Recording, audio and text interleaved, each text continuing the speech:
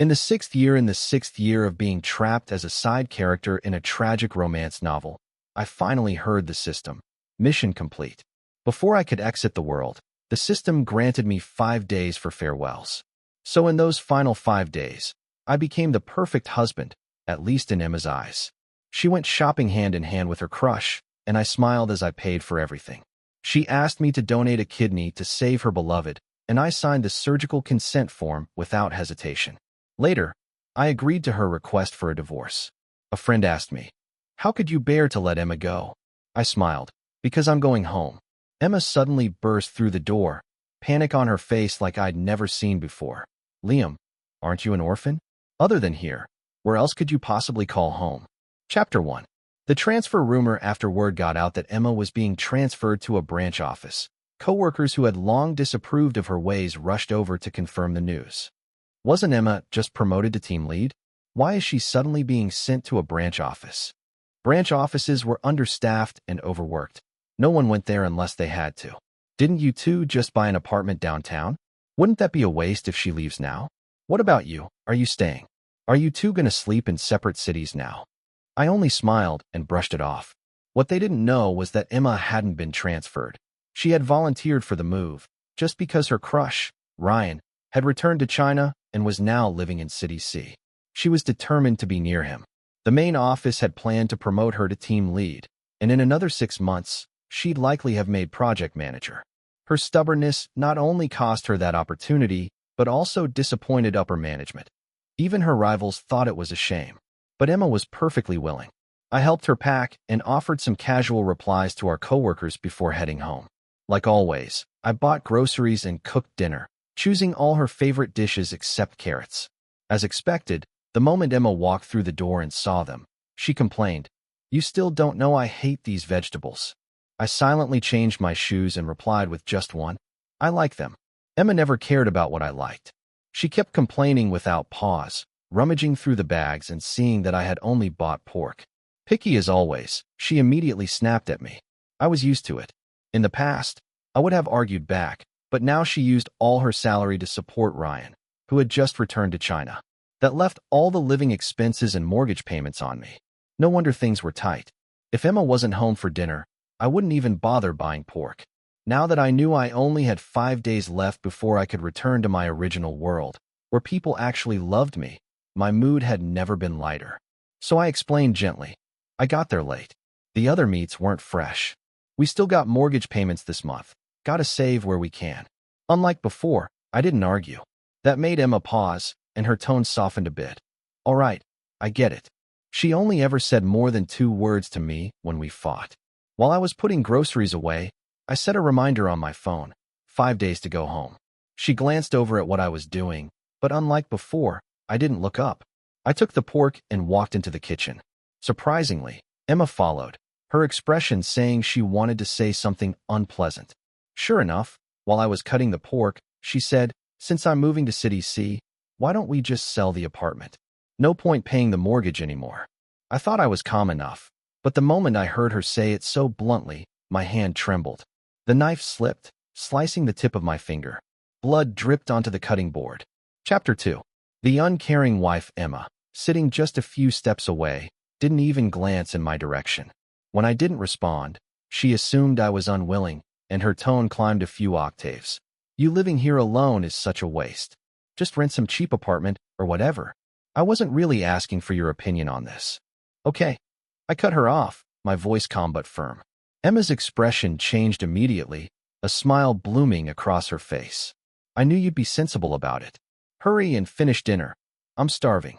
I casually rinsed the blood from my finger under the faucet and went back to chopping pork.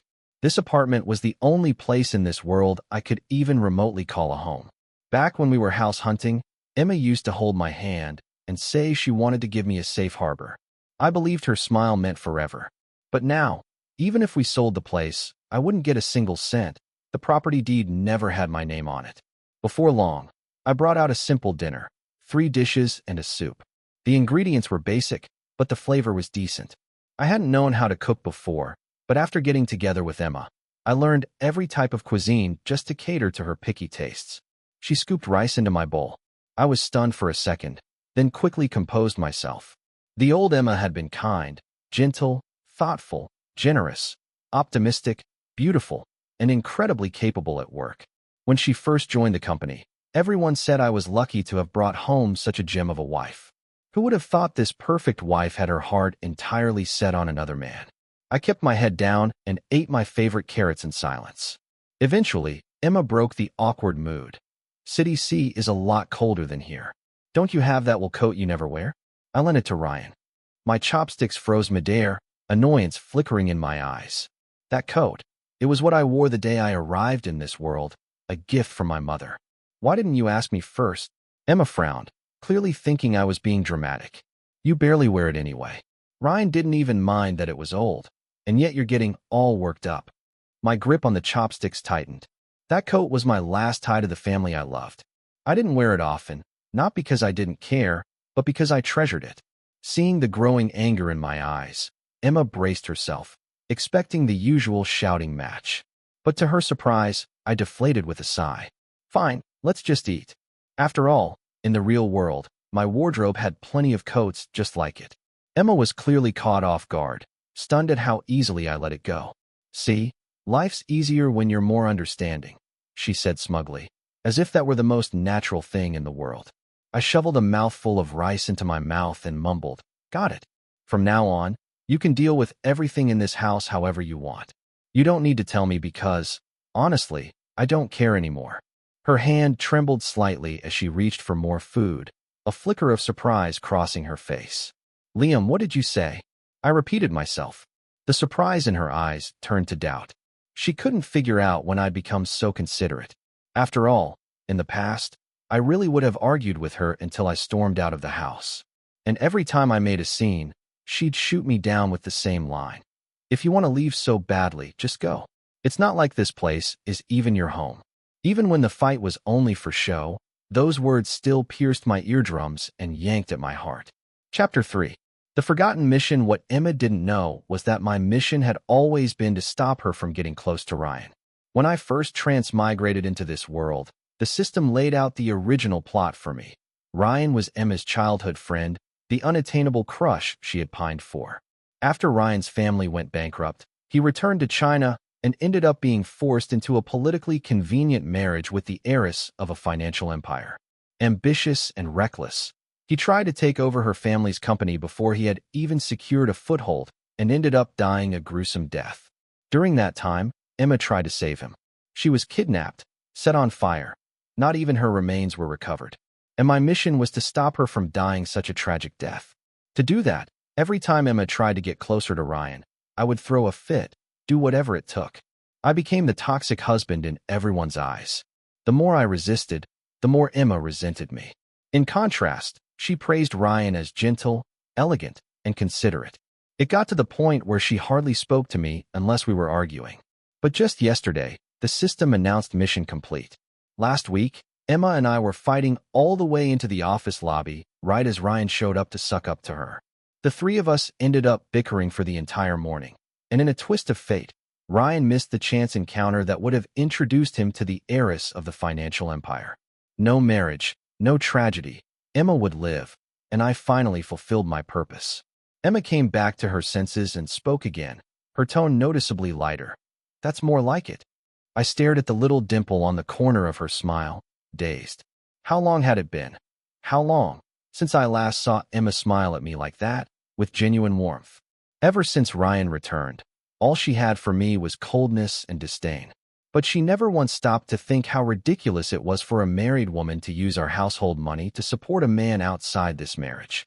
I quietly stood up to clear the table. As I reached for the plates, my cut finger brushed against the greasy pan, and sharp pain shot up my arm. Emma, meanwhile, had already picked up her phone, happily texting Ryan. She didn't even spare me a glance, not that it mattered. I'd soon be out of the picture, just as she'd always hoped, making room for Ryan. After cleaning up, I took off my apron, only to notice Emma's expression shift. The joy on her face darkened into something heavier. I calmly watched her, guessing what excuse she would use this time. And sure enough, she changed her clothes while dialing her phone. Without even looking at me, she said, "Ryan seems sick. I'm going to check on him." Her tone was so casual, her urgency unmistakable, as if Ryan were her actual husband. The concern in her eyes was real, and for a fleeting moment, I felt envy. Envy that Ryan had someone who loved him in this world. Her call didn't go through, and she was starting to frown when she saw me walk over. The moment she looked up, whatever warmth had been in her eyes vanished, replaced by suspicion and irritation. "You're going to stop me from seeing Ryan again, aren't you?" Before she could finish, I handed her an umbrella and gently straightened her coat. "There's rain tonight. Don't get soaked." I almost said, "Come home early," but I swallowed the words down. There was no point anymore. "Ryan spoiled you when you were little, I remember," I said softly. "He's sick now, so it makes sense you'd want to take care of him. But don't forget, 1. Take care of yourself. 2. Don't wear yourself out." Emma stared at me in a daze, her fingers tightening around her phone. The silence between us stretched and spread. Maybe she never expected me to be so understanding.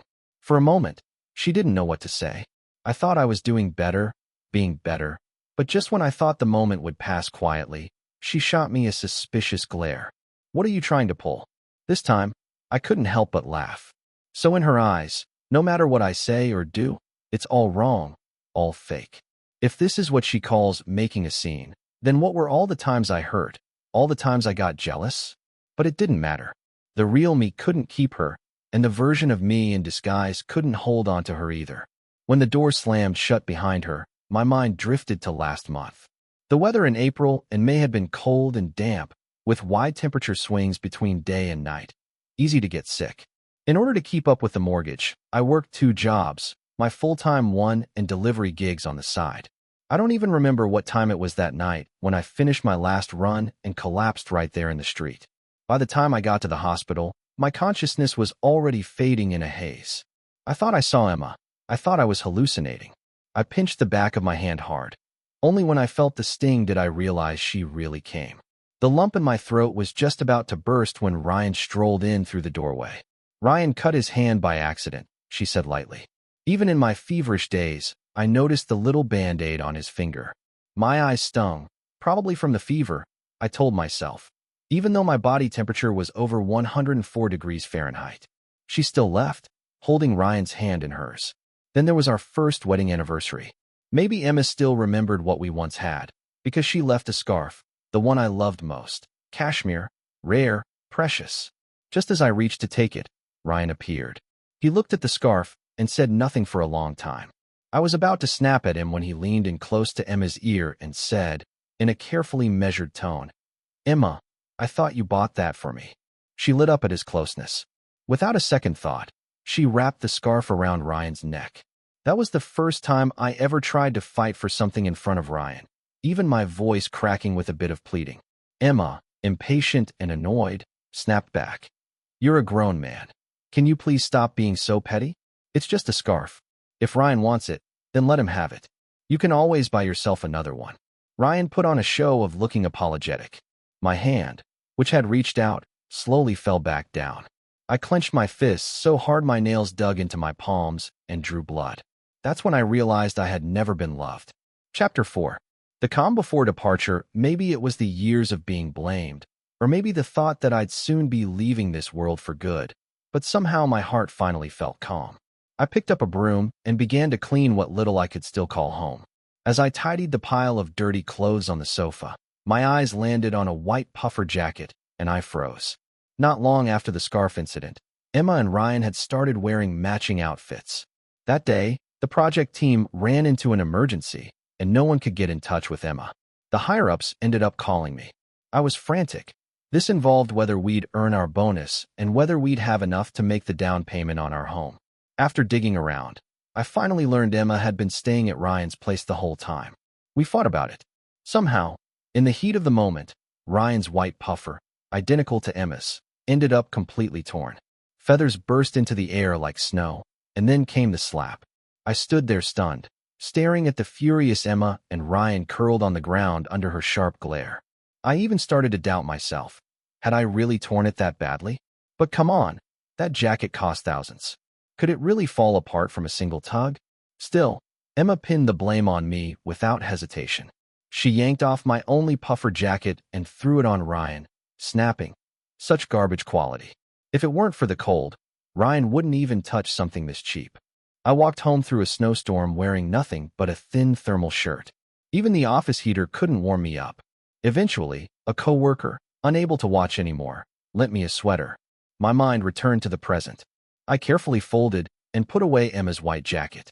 That night, I was startled awake by my phone ringing insistently. "Hello, Liam. Go to the mall and buy a new blanket, down feather. Bring it to Ryan's place." A blanket in the middle of the night. Ryan doesn't have one. There's no other blanket there. It's already past 2 a.m. Emma's voice grew more impatient. "Just go already. Ryan is sick and can't sleep without the childhood feeling. You know how rich his family used to be, right? Imported everything. I'm already compromising by asking for goose down instead of those imported ones. Why are you stalling?" I glanced at the cheap, scratchy comforter on my bed, filled with bargain bin cotton stuffing, and I laughed. If I can sleep under this, why can't he? Emma's tone sharpened into a shrill. "Do you even hear yourself? Who do you think you are? Ryan was born with a silver spoon, unlike you, with your rough skin and thick hide. What you call top tier is just bare minimum for someone like him. Don't flatter yourself." I closed my eyes, suppressed the anger boiling in my chest, and hung up. Got it. Later that night, I stood at Ryan's doorstep, cradling a goose-down blanket in my arms, and my nose began to sting. In my real world, I had been a child deeply loved by my parents. When had I ever endured something like this? The hallway was dim. The moment the door opened, the light from inside spilled onto my face. Emma caught sight of my red-rimmed eyes and froze for a couple of seconds. She took the blanket and, for once, seemed to grow a conscience. "It's cold out. Go home. Leave the door unlocked. I'll be back soon." I nodded, turned around, and left. I didn't take her words to heart. There was a time when I waited every night on the couch, the table just a few feet away holding cold, untouched food. I had hoped, had imagined, and in the end, all of it was buried under layers of disappointment. Chapter 5. The unwelcome guests. Not long after I got home, there was a knock at the door. I turned on the living room light and saw what was in front of me. Emma had indeed come back, but she brought Ryan with her. Even Emma herself seemed a bit embarrassed. She forced a smile and said to me, "Liam, don't take it the wrong way. Ryan insisted on walking me home because he was worried about me going back alone this late at night, and he even fell while trying to do that. He really needs to get his wound treated."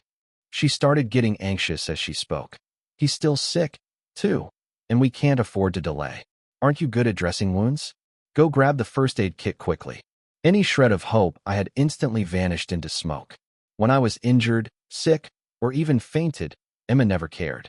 But now Ryan just had a cold and scraped himself, without even bleeding, and she was acting like it was the end of the world. I scoffed inwardly and turned to head back to my room. Let him confide in himself. What if I mess it up and make things worse for this pampered prince? Before Emma could even react, Ryan cut in quickly. "Emma, it's fine. Don't bother Liam. I know he doesn't really like me." "Ryan, what are you talking about? Treating your wound is more important right now." Emma helped him sit down. I glanced at my phone.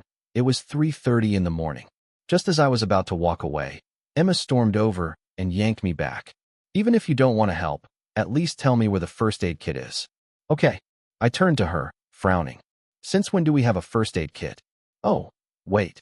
You mean that little box I used to patch you up with? That's not a real first aid kit. That was something I put together just for you, with emergency meds and supplies." Emma used to get injured easily. Whether it was because of who I was or how I felt about her, I couldn't bear to see her hurt, so I always kept the medicine she might need on hand. Later, when she started running off to Ryan's place every other day, that box had long since been thrown away. She never even considered the meaning behind it. All she heard was that the kit was gone, and she immediately got emotional, yanking on my arm and pushing me toward the door. "If it's gone, then go buy some medicine now." I shook her off. All the frustration and unfairness I had bottled up finally exploded. "Why me? He's sick, not crippled. Wasn't it enough that I bought you guys a blanket? Now you want me to go out and buy medicine too?" I got more agitated as I spoke, leaving Emma frozen in place. Even if Ryan really was disabled and couldn't go out, can't you order delivery? Does it have to be me so you can feel satisfied? Emma stared at me in shock. Ryan quickly put on a pitiful face and took 2 steps forward, pulling her into his arms. "Emma, it's okay. Don't make things harder for Liam. It's my fault for being so weak and making you worry. That snapped Emma out of it. She raised her hand again, about to slap me. How could you say that about Ryan? The moment I saw her raise her hand, my heart clenched in pain. Turns out, when someone truly loves another, right and wrong don't matter anymore. She only cares about Ryan, no matter how fake or absurd the situation is. I turned sideways and dodged. Emma clearly didn't expect me to dodge. She couldn't control the force in her hand, and with the momentum, as I stepped aside, she stumbled forward abruptly. Just goes to show how hard that slap would have landed. Ryan rushed to steady her and immediately turned on me, yelling, "Didn't you see? Emma almost fell. You're her husband, and you nearly let her get hurt. Do you have any sense of responsibility at all? Marrying you was the worst mistake Emma ever made." His heartfelt performance was so convincing it actually moved Emma to tears. And just like that, I, the legitimate husband, became the villain. I laughed coldly to myself. You're the boldest homewrecker I've ever seen. Ryan almost lost control of his expression at that line, and Emma exploded before he could say anything. How can you talk like that, Liam? I can't believe I didn't see it before. You're so rude and uncultured. Once this month is over, we're getting a divorce. By the end of this month, I'd already be back enjoying the welcome home banquet my parents were planning for me. Fine by me. With that, I turned and walked back to my room. There was no point trying to reason with people who had no interest in being reasonable. But to my surprise, as soon as Emma saw my indifferent attitude, her rage faltered and panic set in. She rushed forward and grabbed my hand again, disbelief written all over her face. What did you say? You agreed to the divorce. I didn't answer her directly. I just shot her a mocking look.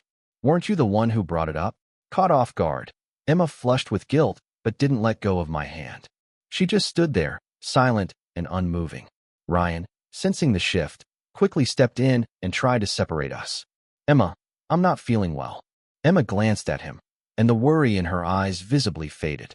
Honestly, if Ryan were truly sick, there's no way he'd have the energy to argue with me like this for so long. If you're not feeling well, just call a cab and go home. I already told Liam I'd stay here tonight. I was a bit surprised. Normally, whenever Ryan was around, Emma treated me like I was nothing more than a background prop. No matter what I said or did, she'd always push me aside and leave with Ryan, even back when I was nearly crushed by work stress. That night, we lay on the bed side by side in silence. It wasn't until just before dawn that Emma finally spoke softly. Didn't you say your head's been hurting a lot lately? Tomorrow's the weekend, and you don't have to work. I'll go to the hospital with you. My heart stirred just a little when I heard her say that. The headaches came from constant overtime and sleepless nights. But at that moment, I thought about it for a second and agreed. Chapter 6.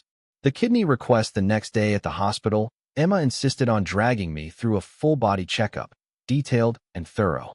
When we got to neurology, the attending doctor turned out to be the same one I had seen during a previous visit. He noticed right away that I was in a particularly good mood. Liam, your smile hasn't faded all day. What's got you so happy? The corners of my lips lifted even more as I instinctively replied, I'm going home. Yes, this was day 3 of the countdown. Right at that moment, Emma walked in holding the report folder. She happened to catch that last sentence. For some reason, she looked startled and uneasy. Liam, aren't you an orphan? Other than here with me, where else would your home be? I snapped back to the present and casually came up with a cover. This is the last test, right? Once it's done, I can go home and rest. Emma quietly let out a small breath of relief and handed the report to the doctor. She was just about to ask something when Ryan's voice suddenly came from the doorway. Emma. Ryan looked pale and fragile, his condition clearly worse than it had been the night before. Neurology was located in a completely separate building. It was obvious Ryan had come all this way on purpose just to find Emma. The moment Emma saw him like that, her expression shifted instantly. That unmistakable look of genuine concern reserved for someone you love deeply, not the routine, empty kind she had when dealing with me. I don't know what Ryan said to her, but when she came back, it was like she'd become a different person. Come on, let's go do a kidney typing test. Her face was grim, laced with urgency and anxiety. I thought she was just worried about my health. I never expected her to say, Ryan has a hereditary condition, polycystic kidney disease. His only option now is a transplant. I froze my tracks and pulled my hand away. You want me to donate a kidney? What else? It's just one kidney. That one sentence shattered every last illusion I had about Emma. Rage that had been buried deep for so long surged up to my head. My eyes burned, and while I didn't raise my voice, every word rang clear enough for everyone around to hear. Emma, I'm your husband, and now you want me to give up a kidney for Ryan, that homewrecker? Why don't you donate? Even if your kidney isn't a match, what about Ryan's cousins, uncles, aunts? Don't tell me all his relatives are dead. The moment I said homewrecker, every single person in the hallway turned to Ryan with looks of disgust and contempt. Chapter 7. The slap and the agreement. Ryan's face turned even paler. He tugged at Emma's sleeve and said, "Forget it, Emma. This is all my fault. I'm the problem. That's why none of my relatives are willing to help me. Ever since my family went bankrupt, they've all treated me like a jinx." His eyes turned red, on the verge of tears, putting on a whole tragic act. Even the onlookers who had been watching like it was a drama started to avert their eyes a bit, let alone Emma. Without hesitation, she slipped her hand into Ryan's and then raised her arm, delivering a loud, sharp slap across my face. The crack of it was so crisp that even the nurse who was rushing over to break it up froze on the spot.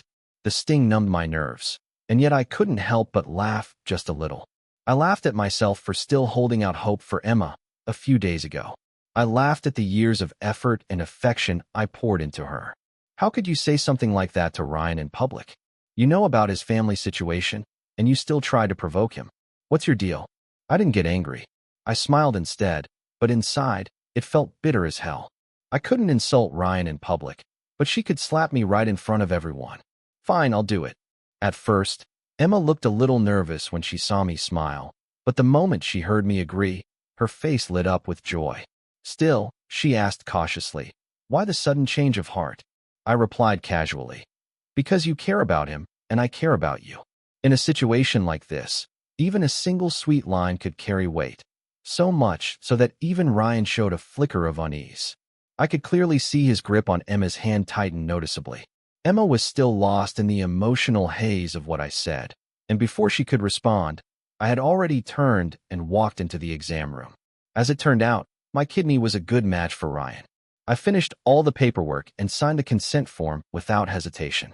With kidney transplants, the sooner the better, and both our bodies met the requirements for surgery. However, with only 2 days left, I had no intention of spending them on a hospital bed. So I requested that the surgery be scheduled for the day after tomorrow. It was just a couple of days difference, and since I was the one going under the knife, Emma didn't overthink it and readily agreed. After that day, Emma never came home again, which suited me just fine. I used the time to tidy everything up. After all, I had lived in this world for quite a while. There were some old things I couldn't bear to leave behind. Whatever I could take, I packed. On the second to last day, I submitted a finalized project proposal to my manager, completed the handover, and formally handed in my resignation.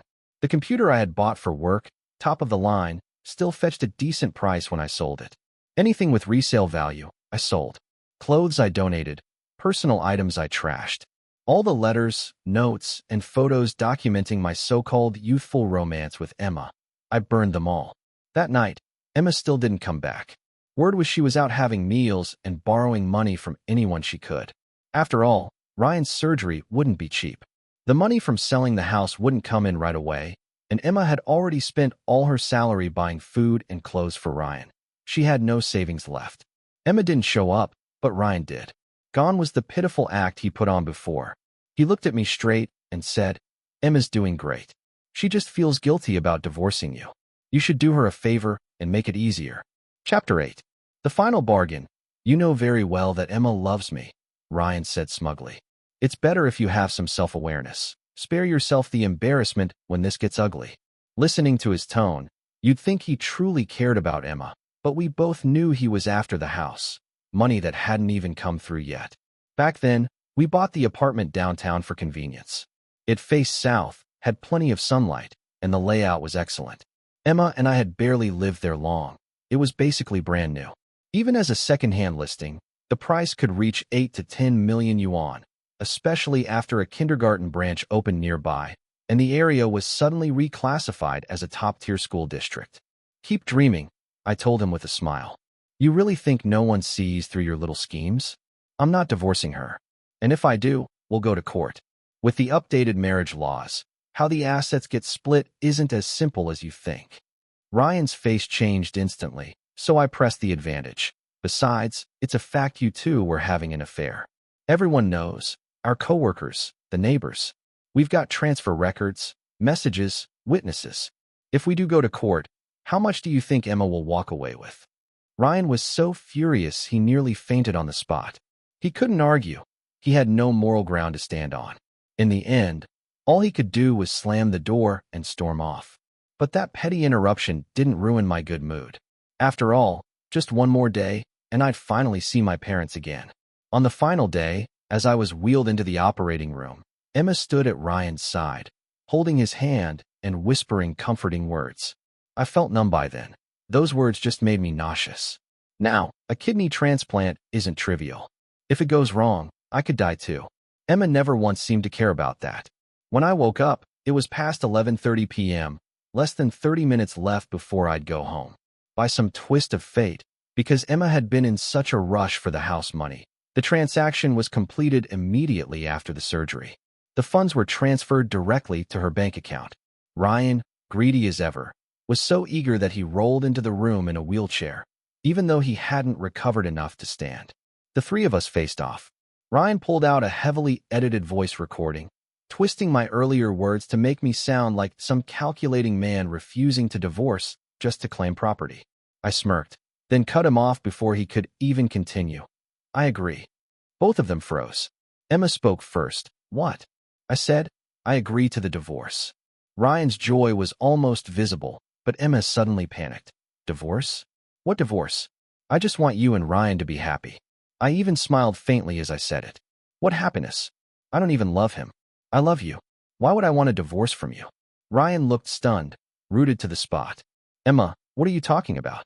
If you don't love me, why did you treat me so well? Did Liam say something to make you say this just to spite me? He tried to roll forward and grab Emma, only to nearly fall over when she yanked her hand away. What are you even saying? The way I treat you is like a sister to an older brother.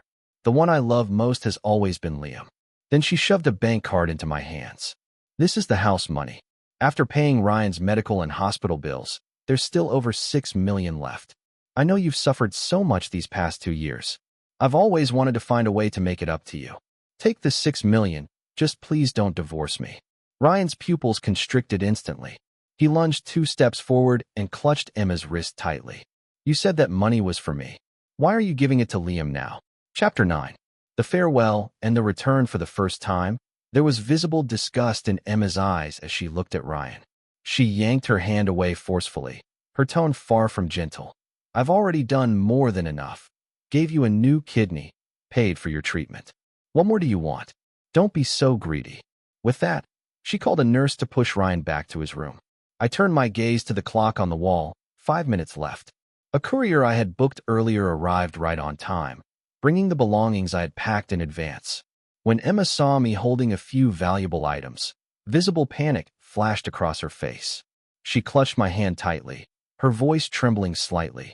Liam, why are you taking these things? What are you planning to do? I slipped the bank card into the bag with my belongings and smiled. You sold the house, didn't you? I'm just taking these out in case someone comes to view the place and steals them. Emma held my hand even tighter. Is that really true? I looked into her trembling eyes and didn't answer. Emma, I asked softly, if I left, would you be sad? She suddenly threw her arms around me. What are you saying? We'll never be apart. I froze for a second, unsure how to respond. This city life is too exhausting, she whispered gently, like the girl I'd once fallen in love with. Let's go back to the countryside, okay? Start a small business. Work when we want to, travel when we feel like it. We won't have to live like this anymore. We'll build our own house, put a little courtyard in front, plant some flowers, grow our own vegetables. Her voice was so soft, so full of hope, but it was too late. Everything was too late. My eyes began to blur with tears as I watched the minute hand tick closer and closer to 12. The clock struck midnight. A breeze fluttered the curtains, the bedside lamp flickered, and when I opened my eyes again, Emma stood frozen in place. She was still holding her arms out in the posture of an embrace, but where I had been, there was now nothing. I was gone. When I arrived at the doorstep of my real home, with 6 million yuan and a few valuable keepsakes in my bag, I stood frozen, finger hovering over the doorbell. After all these years of vanishing without a trace, I couldn't imagine what my parents looked like now. But before I could press the bell, the door opened. My parents weren't even 50, but their hair had gone entirely gray. No words were needed. Everything was said in the trembling hugs, in the tears that wouldn't stop falling. Mom, Dad, I'm home. Not long after returning to the real world, the system's voice rang in my ears once more. Ding, ding, ding. Task progress. Complete. Reward unlocked. The lens of insight. Tap to use. Suspicious. I tapped to activate it. Suddenly, an image appeared before me. After I left, the system erased all traces of my existence from that world. No one remembered me except Emma. Everyone thought she'd marry Ryan, but when he proposed, she slapped him hard. Ryan, humiliated and furious, cut ties with her. Eventually, he wormed his way into marrying into a wealthy family, only to be manipulated and ultimately die a calculated death. People said Emma had gone insane. She was often found sitting in silence, holding the second-hand laptop I had once sold. Eventually, her family couldn't bear it anymore and committed her to a psychiatric hospital. I closed my eyes, and the image vanished. I stood up, walked to my desk, and picked up a photo, the one I had accidentally brought back with me. Click. The lighter hissed. Flames curled around the edges of the photo. In the end, everything turned to ash, and ahead of me, a brand new life was waiting to begin.